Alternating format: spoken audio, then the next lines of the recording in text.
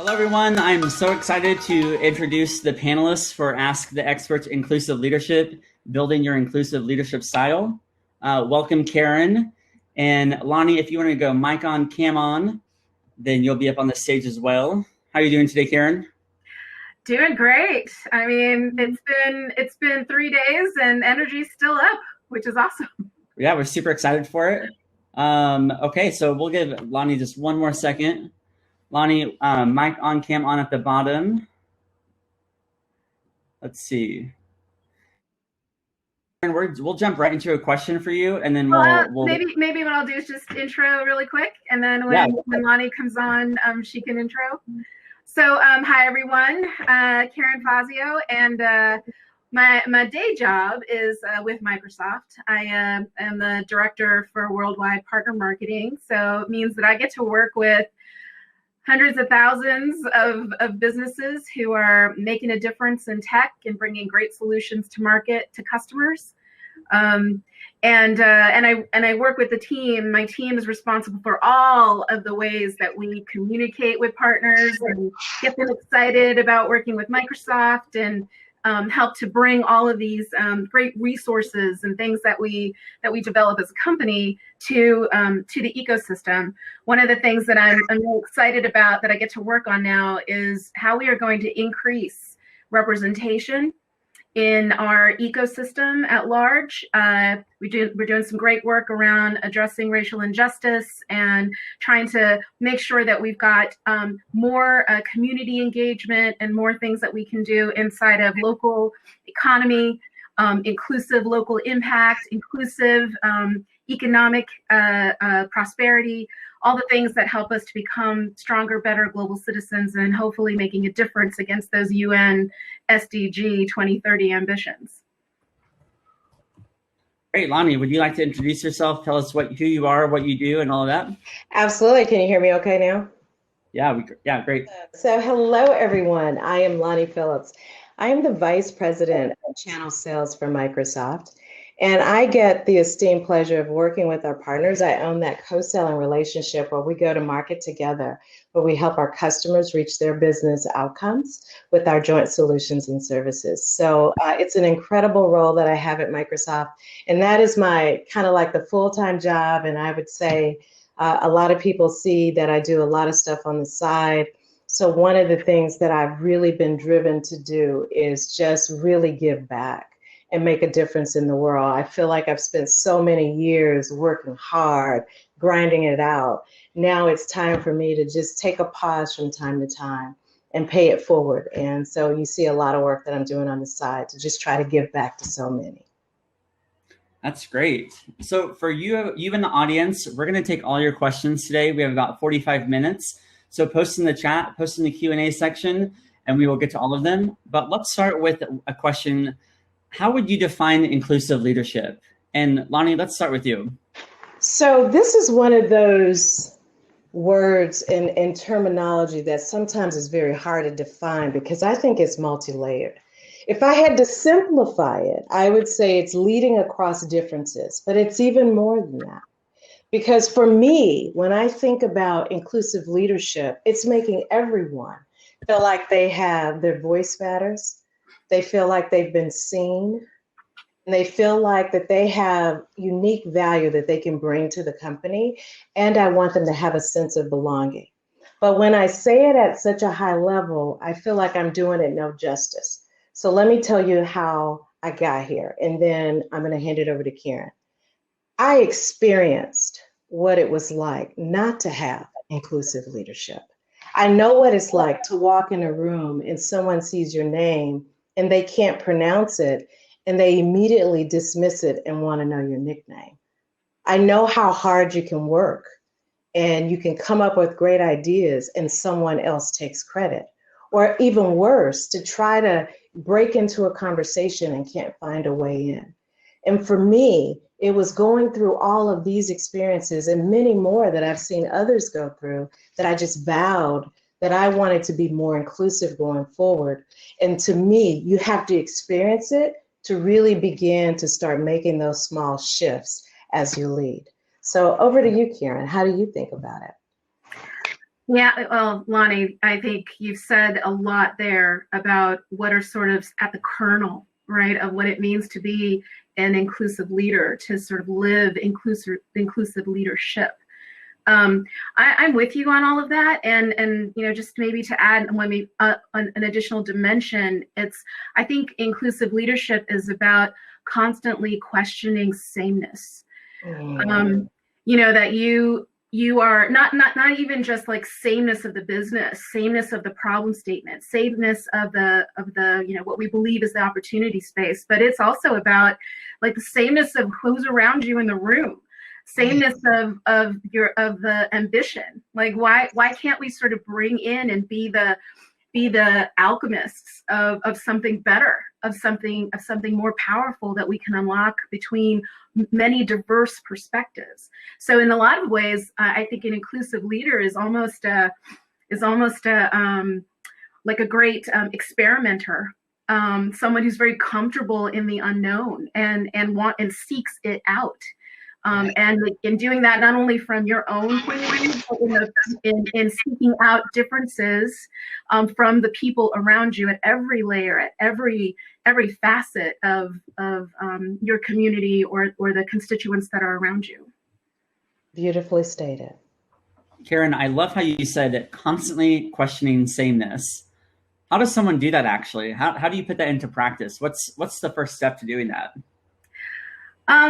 Well, I think there's a recognition that this isn't stuff that just sort of happens overnight, right? Like there is a practice. Mm-hmm. There is some high awareness that you've got to develop. And I think some trusted people that you actually sort of reach out to help you find your blind spots when it comes to things like that. Mm-hmm. So I think it starts with the principle of high curiosity. Right? So curious about yourself, curious about where you're at, curious about what's sort of going on around you. And then putting into practice that principle of being comfortable in the questioning, because you're not going to get your questions right either. I mean, the answers are certainly not going to always be right, but your questions might even be wrong. So how can you get better about doing that? Just kind of get back to some core fundamentals and put that as a tool in your practice. Mm. The thing that comes to mind for me is being intentional, because it is a choice. I say diversity is a fact. Inclusiveness, being inclusive, is a choice. Every day I wake up with the intention to be more inclusive. And if I'm going to question sameness, I've got to ask myself, is everyone in this conversation that we're about to have, if we're going to solve a problem, do we all have similar experiences, mm-hmm. similar perspectives, and is that going to get us a different outcome? One of the things I love to do is a think tank. I probably drive my team nuts on that. But when we do that, you've got to bring diverse perspectives to the table and diverse experiences. And when you do that and you bring a problem to the group, and allow them together to begin to shape possible solutions, that's when you really start to see the power of inclusion, because you have multiple perspectives there versus just the same. You don't have that groupthink that we talk about. Mm-hmm. Lonnie, how do you acknowledge those differences in culture and temperament in teams where there's so many different members and so many different voices? How do you acknowledge each person in creating an inclusive style environment? So for me, it goes back to, I try to practice this every day. So I'll just give you an example of some of the things I've done just this week. We had a young lady who was in another part of the organization that's a communications manager, and she did such a beautiful job writing for this executive. But I knew she was the woman behind the man. So I sent her an IM and I said, hey, wanted to acknowledge your work. You did a beautiful job. And I said, you got a few minutes? And she got on the phone and I just wanted to say thank you and you matter. I want you to know I acknowledge that. That's just one small example. In my organization, every time I do a one-on-one, I try to make sure that I get to know the person first and where they're at. Let's do a check-in. Let's see how they're, especially since everybody's having a different experience right now with the pandemic. Let me just do a check-in. How are you feeling? What's going on? and just make sure that I'm really deeply listening. If they're going through a problem, I try to make sure that before I let my advice monster take over, that I validate that I understood the question or the concern first before I begin to solve the problem. Another way I try to drive inclusion on the team is we have some that are more vocal than others. I know what that environment is like. And now that we're all remote, it's creating space even for the quiet ones to speak up. And I've also had the quiet ones that didn't speak up, and I talk to them one-on-one, and I say, I've noticed you've been fairly quiet, but I know you have a lot of opinions about the topic. What does support look like for you to get more engaged in the conversation? Well, I actually had an employee answer that. She said, it takes me time to process. Is it possible for me to get the content ahead of time? We also have people who come from different backgrounds and speak multiple languages, and English may not be their first language, and they need processing time. So I've just learned to just make sure I meet people where they're at, really deeply try to understand what they need to be successful, and I try to create space to empower them, to allow them to really thrive. That's just really important to me, but it's intention. It's about every day being intentional about that. Some days I fall short, but every day I have breath in my lungs and I get to come to work, I am going to be intentional about making everyone feel seen, valued, and heard in my organization. The last thing I'll share is I've sent notes, usually 2 to 3 times a year. I'll hear something great that someone's done. I'll shoot them a note and say, hey, I was talking to your manager. I heard some great things you were doing. I've listed up. I just want you to know I really appreciate that. Keep letting your light shine. That builds confidence in people and a loyalty like you've never seen. Erin, same question to you. Yeah, Lonnie, I love that. And I'll tell you, Lonnie does this. She has reached out to me and just sent me a little thing through our team channel. And this is for real. Like, this is the real thing right here.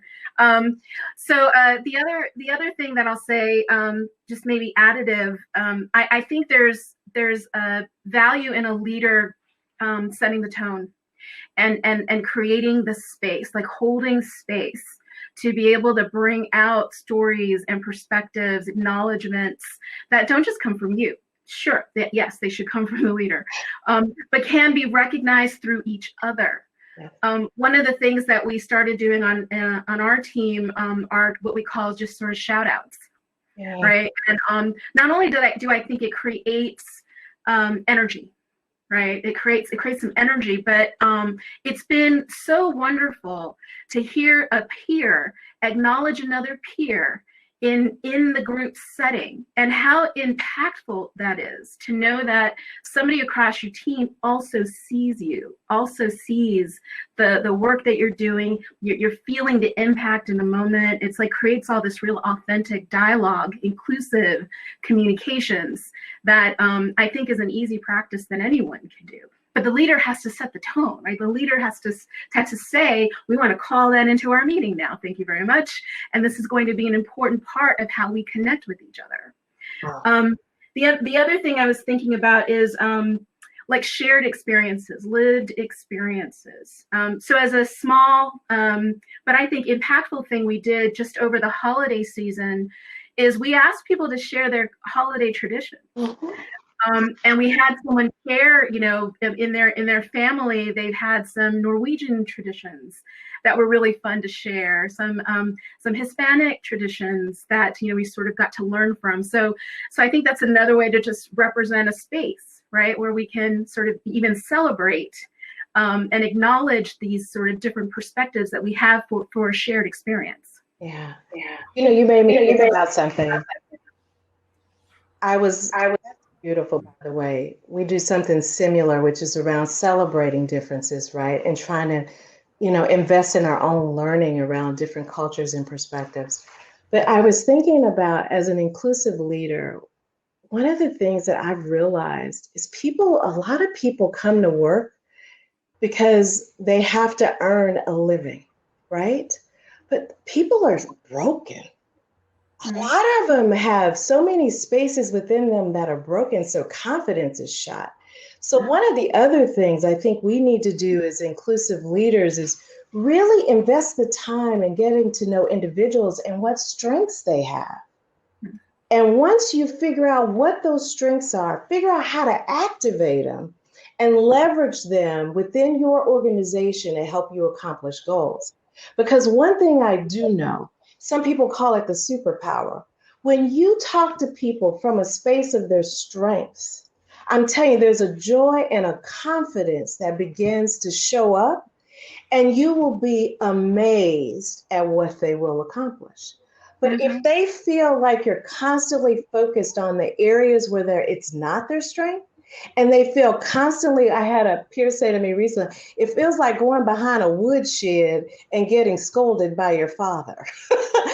If you come to work with that burden every day, we can't show up as our best selves. So I just think as inclusive leaders, in addition to everything we've talked about, find a way to activate each individual person's strength and let them be able to add value to the organization from that space.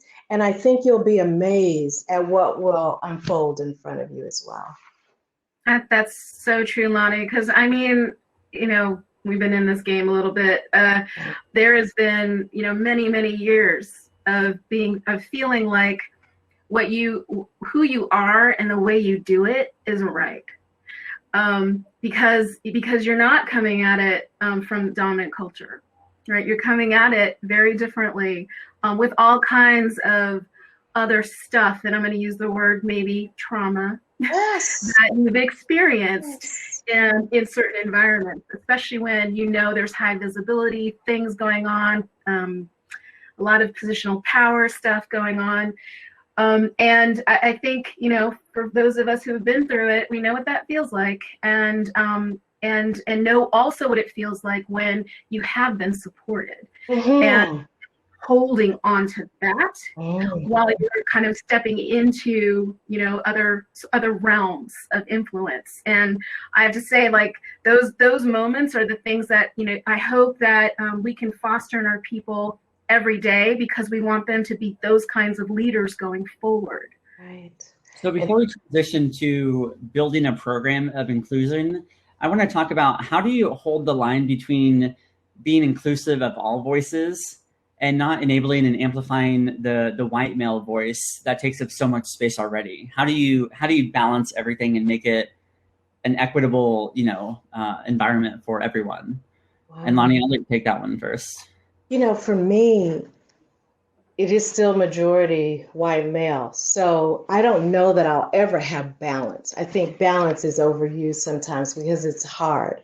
But what I can do is, in every meeting, make sure that everyone feels like if they had a point of view, they had space to share that perspective. I do have a few people within my organization that are more vocal than others.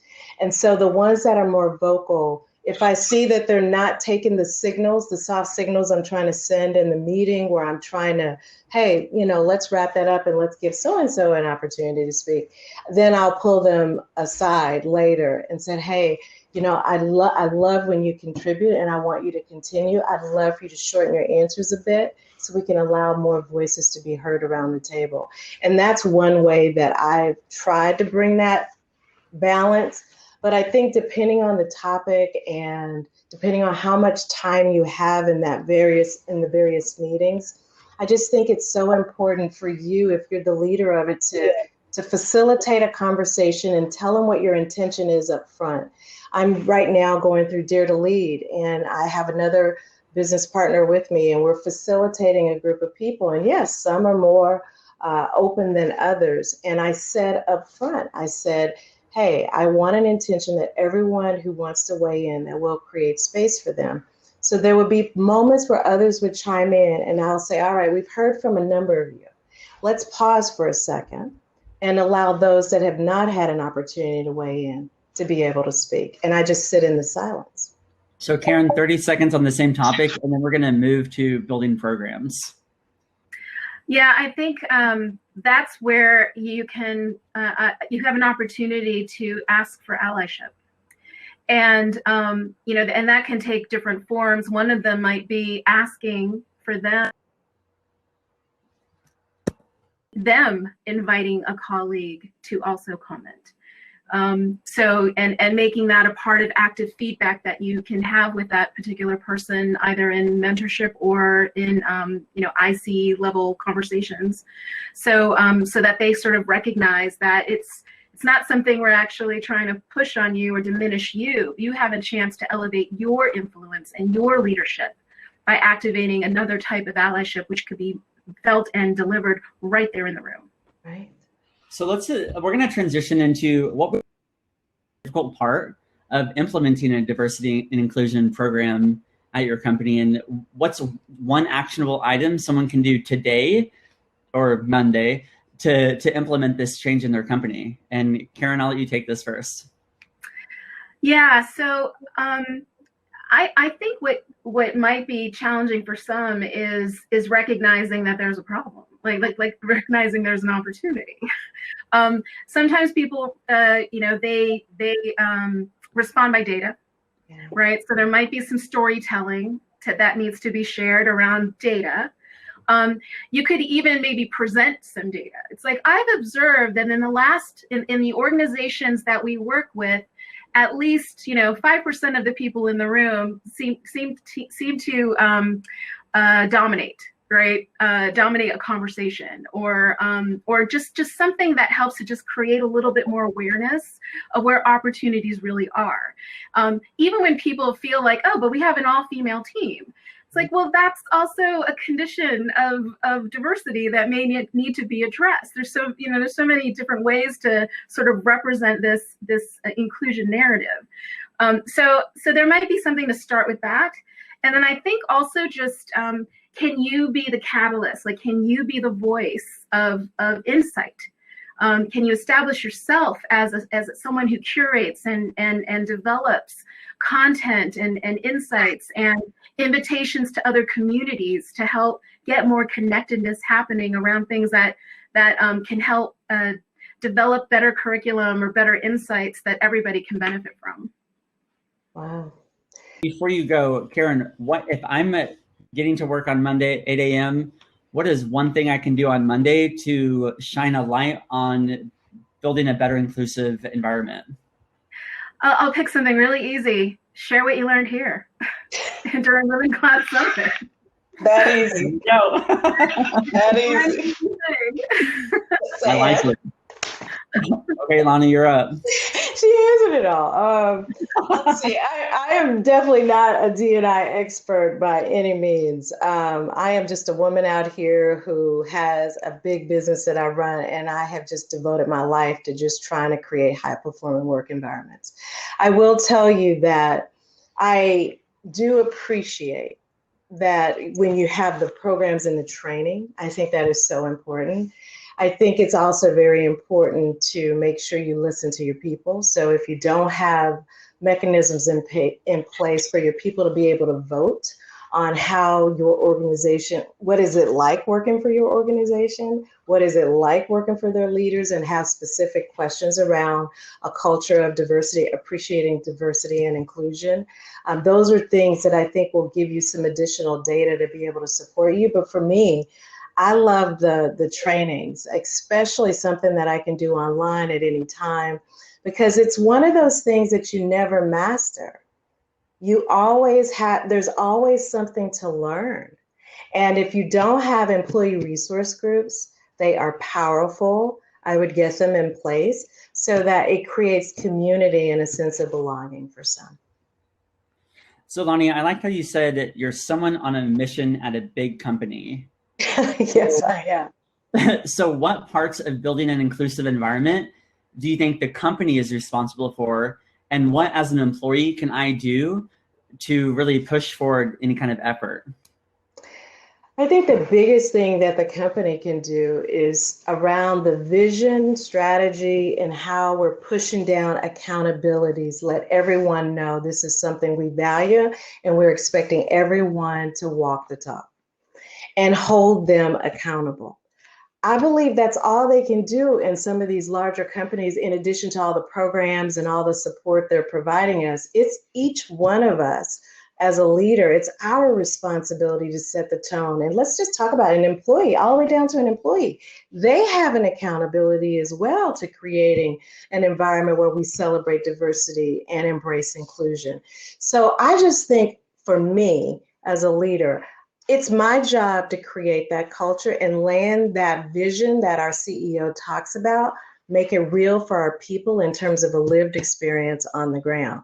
And you have to be very intentional. And every day those tasks might look a little bit different, but as long as you keep in mind, where did I make a difference today in the area of inclusion, and continue to raise that bar for yourself, I think you'll just get better and better over time. Karen? Yeah, well, Lonnie and I have the benefit of working for a great company that has this up at the core of how we operate. It's embedded in our culture, and so what we get to do as members of the channel ecosystems, we get to share this type of insight out with many other companies that can also create more resonance. So I would say that the first part of that is can we push ourselves to incorporate it in our cultural aspirations, and to the point of bringing it into the individual. What Microsoft has done is it's part of how we think about impact as an individual. It's embedded in how we are measured. And that measurement is really up to the individual. Do you want to do something that's one-to-one, or do you want to do something that's one-to-many? It all counts. It's really sort of at your level of contribution that you want to make. So there's that, and then we talked about ERGs, employee resource groups. You may be in a company that doesn't have one. Start one. Start one, right? There's so many resources out there on how to do that. And you'll find that when you start saying, I want to do this, other people are going to be like, me too. I want to be a part of that too. And that's not just, people that are within that specific, resource community, but this is also another call for allyship, where more people can contribute to that vision, or that community that you're trying to create some connection through, and create even more networks, right? More connections across other communities. So some of our biggest communities inside of Microsoft started from 2 people, right? Getting together and just keeping that going. So we see inclusion as a part of the top management's vision, but so often it's lost in the middle layer. Why is that? And how, as either a middle manager, can I fix that? Or how can I encourage middle management to really bring home the vision of that top layer? And Lonnie, we'll let you start with that one. I think, guys, I can speak from experience on this. I do have the benefit, as Karen already said, where Satya has done a beautiful job of espousing our vision around D&I and our commitment to it. It's infused in our mission statement, empowering every person and organization on the planet to achieve more. That implies that everyone matters, right? At the end of the day, it is my responsibility to be the difference right here with the people I'm responsible for. So as a leader, you've just got to decide that you're going to do it, and you're going to make these little small steps along that journey. And I remember when, for a long time, I was just trying to figure out, because nobody gave me the blueprint on how to navigate corporate America. I'm the first one to climb through the corporate ranks. So I'm learning as I go. I'm learning from mentors and, trying to emulate everyone that I see. And I remember when I woke up one day and realized these people are nuts. And I said, I've got to stop trying to figure out how to emulate them and just be the best version of myself. And I just woke up one day and said, I'm going to be more intentional about how I show up. And I am just going to stand in my authentic self, and I am going to do what I think is right. That doesn't mean I'm perfect, because I'm very flawed. But it just means that I'm going to stop looking externally for people to tell me what to do. and know and trust within myself that I know what to do. And then I'll invest in my education along the way. And then where you see it not being practiced, I tell people all the time, the first person you have to get straight is you got to be straight with the person in the mirror. So you check yourself first, start with you. And all it starts with intention. I cannot tell you how many people ask me about it now, but it was not anything somebody told me I had to go do. I just decided no more dismissing of people. People all have something they can bring to this team and this organization. And it's my job to figure out how to activate that and make them engaged in the business and encourage that engagement. And I just devoted myself to that. So I hope that helps whoever is asking that particular question, because it really does start with you. Karen, 30 Yeah, seconds. the one thing I'll add to that, Lonnie, because I'm with you. There was a moment I remember this moment where I was like, I am so done. I am going to just be me. I am so done trying to figure out how to dance around for these people. I remember that moment, and I have not stopped since then. And I have loved my job. Yes, being your authentic self and just showing up unapologetically. You know, I'm telling you, to give yourself that freedom, Karen, come on. There is no telling what you will accomplish once you get there. It was absolute freedom. So the only thing I would say for managers who feel like you're stuck in the middle, find one more manager, right, who believes what you believe, where you are sort of culturally aligned on a dream, on that ambition, on that goal. Like, just find one more person. If you can, find two. Yeah. Two would be even better. And then go at it. Right. I mean, that's really what it takes, because you will lift each other up. You will when three of you are in there, you cannot be denied. It's a movement now. Like, really do that work, please. Because that's what it takes. Sorry, I want to amplify the be your authentic self. Like, that is, if you take anything away from here, like, that is it. Like, being your authentic self will move mountains. It will, but let me just go ahead and say this, because I had to free myself from this first: judgment of others. Sometimes it's hard to be your authentic self if you are so worried about what everybody thinks of you. I don't know what happened to me, y'all, but something happened to me in my 40s where I stopped caring. You know, I still want people to like me, but I don't spend my energy trying to guess what somebody is thinking of me anymore. I'd rather spend my energy just being a difference right where I'm at and just owning who I am, my authentic self, and showing up. Because there are people who struggle and they still cover in areas because they fear the judgment. And I had to let that go. I had to free myself from that. I don't go to bed at night anymore worrying about what this person thinks about me, what that person thinks about me. I ask myself, did I show up? Did I do my best work today? And if I didn't do my best work, what did I learn from that? Because then you can course correct when you get a chance at it the next day. So that's kind of how I arrived at that point, but I had to start freeing myself from judgment. Yeah, and just to add to that, because yes, Lonnie, yes, like, the other thing was, and this is Brene Brown's thing that she makes a point of, right, about being in the arena, right? I'm not going to worry about anybody who's saying things and calling whatever, cheap shots they are from the back of the room. That is right. No. When you're in the arena with me getting your behind kicked, then we can have a conversation. No, we cannot. Yes, that's right. So, seats, I don't care. So let's talk about, if you aren't the leader, how do you respectfully call out your leader when you notice they're not being as inclusive? It says, as you don't know what you know, and how can you create like an atmosphere of supporting them and doing better? And Karen, you're up.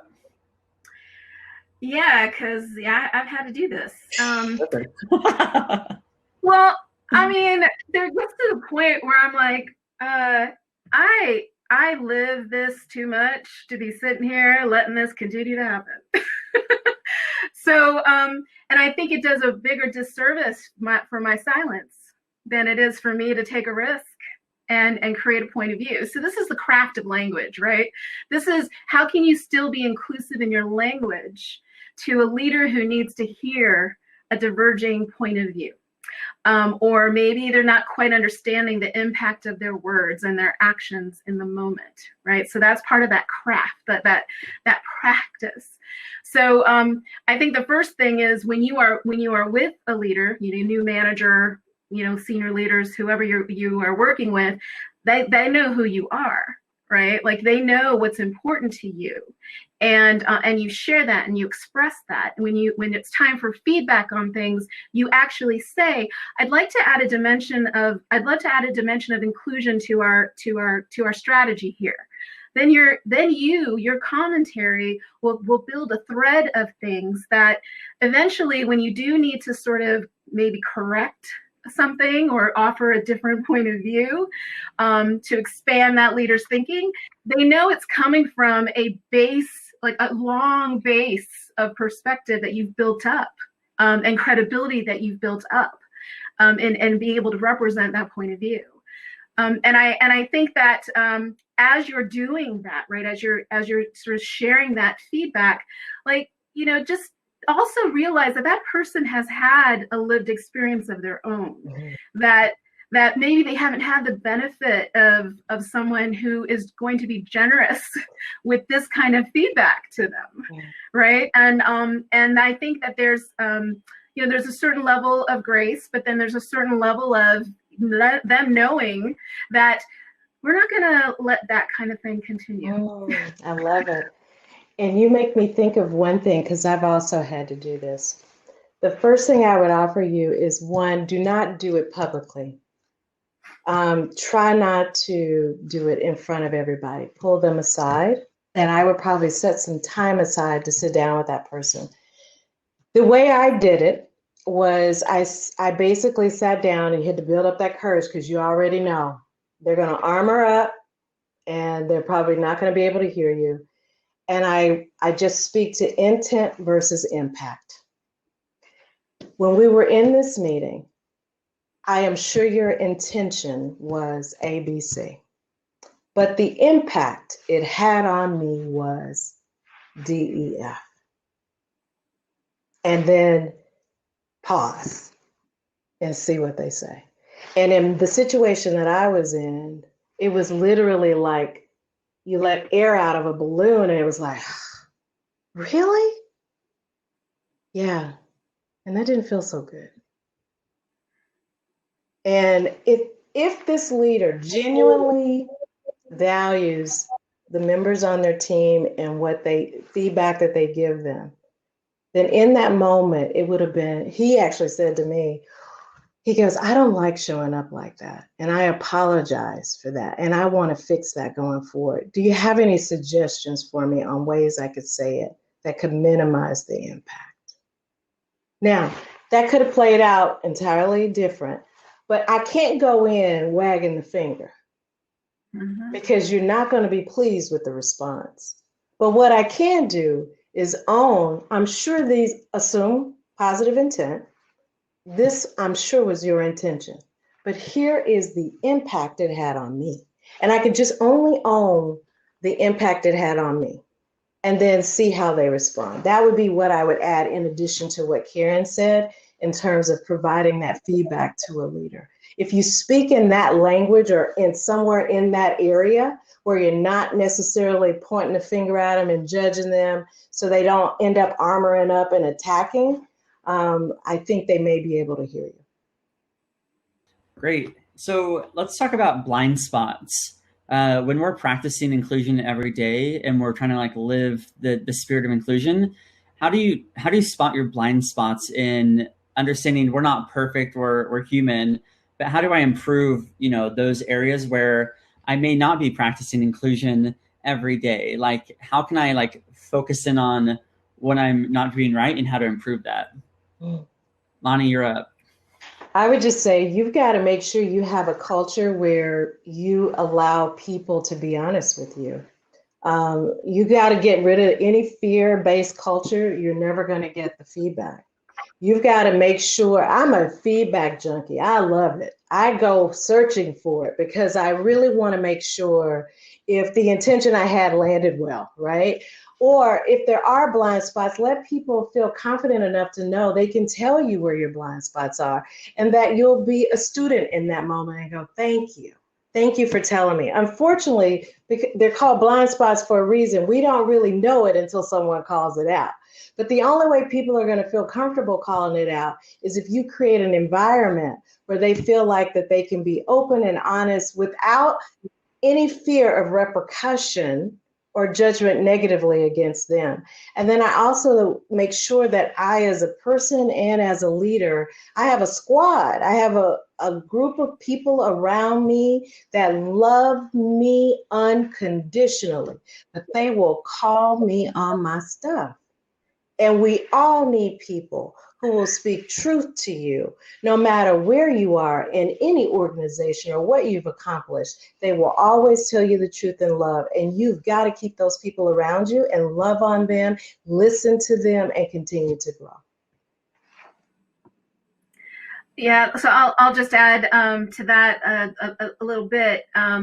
There's a practice that I remember one of our senior leaders that I thought was really great. I mean, he shares publicly what he's working on, Okay. and so once you name it, and everyone around you understands that that's something you are deliberately trying to improve, they can help you find your blind spot, right? Because you've named it, you said you want to work on it, and you've invited people to help you sort of address that blind spot. You've invited it in. I love that. Me too.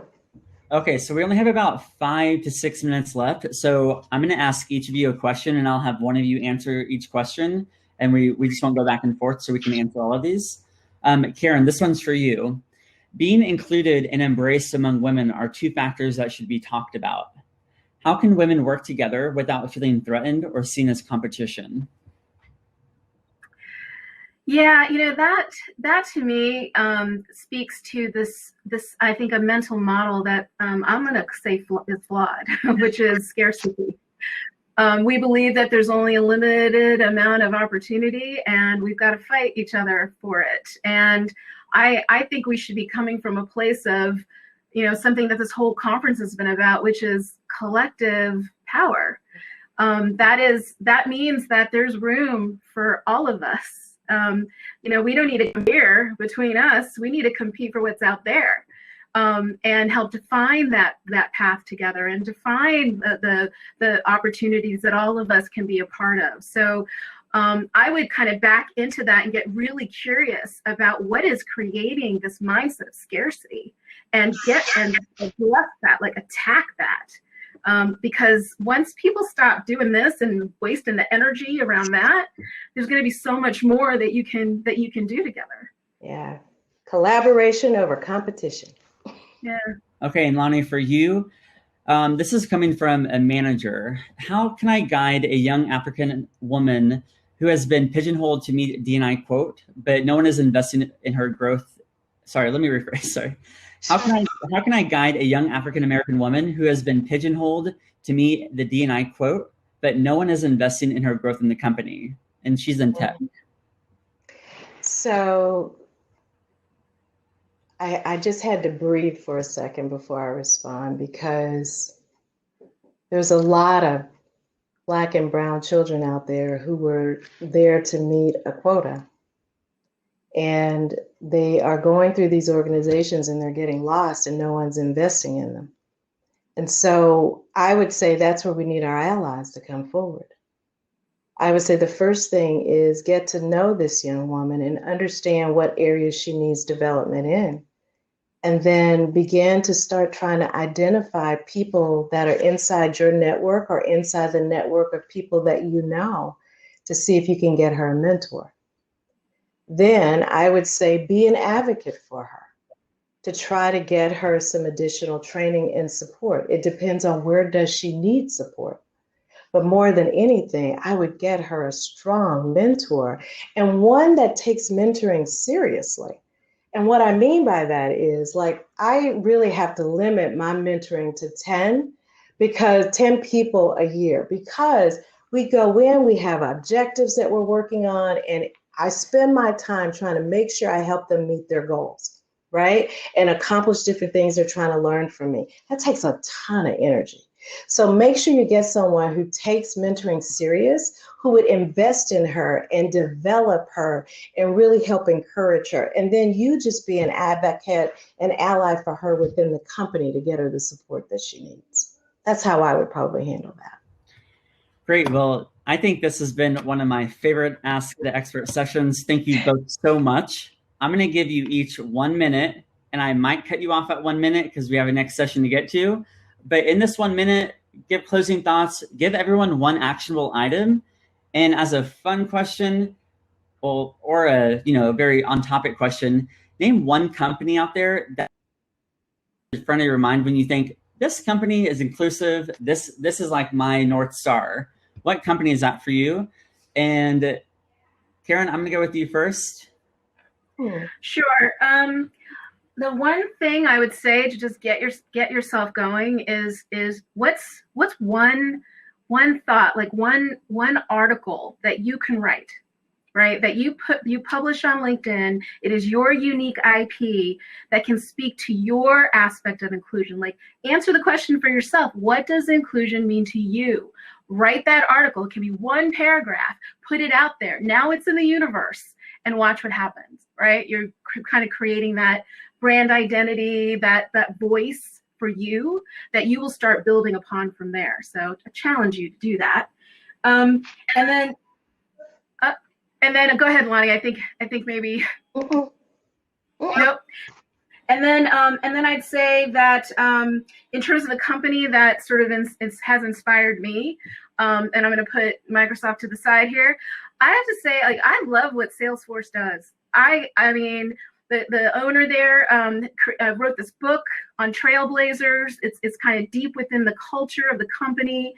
They bring outside perspectives. They actually try to create community inside of their company around what it means to make a difference in local community and in local impact.